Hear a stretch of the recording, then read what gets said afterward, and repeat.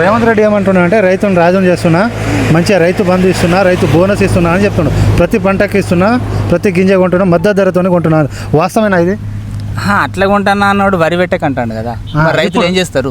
ఇప్పుడు వరి తగ్గించండి, మీరు వరి వేయకండి, మేము వరి కొన్నాము, మా దగ్గర బడ్జెట్ లేదు, అప్పు అవుతుంది, అప్పు ఉడతలేదు. కేసీఆర్ అన్నాడా? ఈ మాట అనలే. కేసీఆర్ ఏ ప్రాబ్లం ఉన్నా ఆయన ఎట్లా సాల్వ్ చేసుకున్నాడు మనకు తెలియదు, కానీ అప్పు ఉడతలే అన్న ముచ్చట ఒక ముఖ్యమంత్రి అనొచ్చున. అట్లా అన్నా వాళ్ళని ఇస్తారా? రైతుల పరిస్థితి ఏం కావాలి చెప్పు. ఇక మా రైతుల పరిస్థితి ఏం కావాలి చెప్పు. కరెక్ట్ వాస్తవ. యూరియా బస్తాలు కూడా యాప్ వచ్చింది. ఎట్లా ఉంది యాప్? మంచిగా ఉందా? మంచిగా వస్తుందట యూరియా బస్తాలు.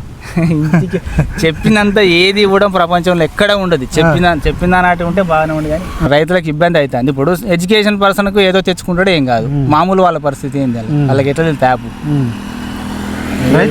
ఒకటి యూరియా బస్తాలు కాదు 2020 కానీ కాంప్లెక్స్ ఎరువులు బాగా రేట్లు పెరిగినాయి. వడ్లకి ఏం పెంచారు? 71 రూపాయలు పెంచారు. ఏమొస్తుంది ఇప్పుడు? 1600 ఉన్న 28 బస్తా ఇవాళ 2200 అయింది.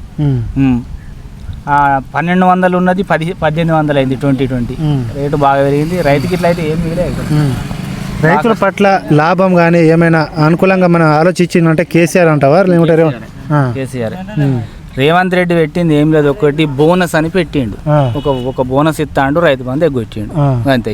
బోనస్ కూడా కొంతమందికి రాలే అని చెప్తారు. నిజం? లాస్ట్ వాళ్ళకు రాలేదట. మేము ఫస్ట్ స్టార్టింగ్ చేసుకున్నాం, మాకు వచ్చింది. రాలేదని మేము అట్లా అంటాం, కానీ లాస్ట్ వాళ్ళకు రాలేదట. ఇప్పుడు ఏముంది, రైతు బంధు ఇప్పుడు కేసీఆర్ ఉన్నప్పుడు ఎన్ని ఎకరాలు ఉంటే అన్ని ఎకరాలకి ఇచ్చిండు. ఇప్పుడు 1 ఎకరం 2 ఎకరం 3 ఎకరాలు ఇచ్చిండు కదా, ఇవ్వలేదు. అట్లేముంది, బోనస్ పెడితే ఏముంది, రైతు బంధు ఎగ్గొట్టినారు.